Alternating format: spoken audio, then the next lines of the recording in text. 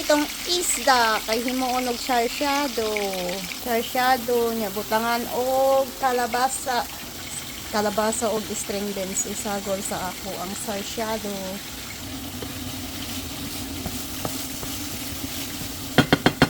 Nya butangan nato ang atong pangmalakasang magic sarap.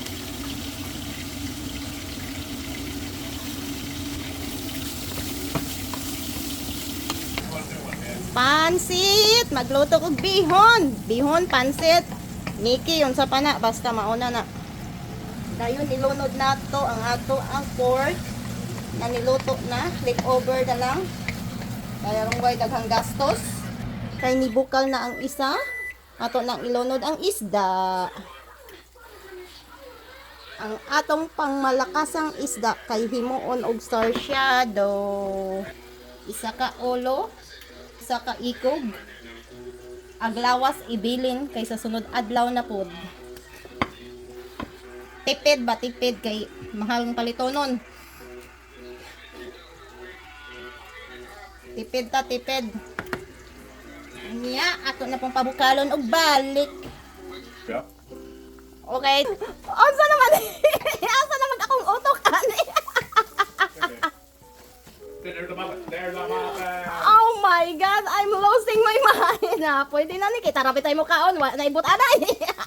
Pwede naman po butangan ko dog kuan, itlog ang pansit. Naloto ko klaro. Ipangbutang na ni nato kay ang atong ingredient ra ba kung wala man koy daghang ingredient jud, wala man koy daghang kuan kun so kanirang kuan broccoli og kuan kanang naay carrots plus itlog. Sana man nagluto oy mabuang ko. Mao na ning tinuod. Mao na ning tinuod guys, butang na ang itlog sa shadow. Dili na para adto sa pansit. Ansa man to oy. Ang itlog na butang. Natuog.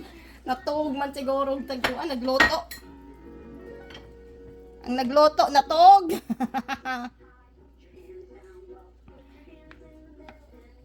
Bukal na siya.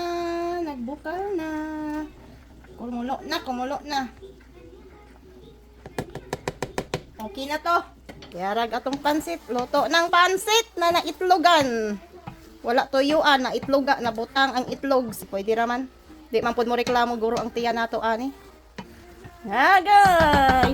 Luto na! Mga una ta! Let's eat pansit!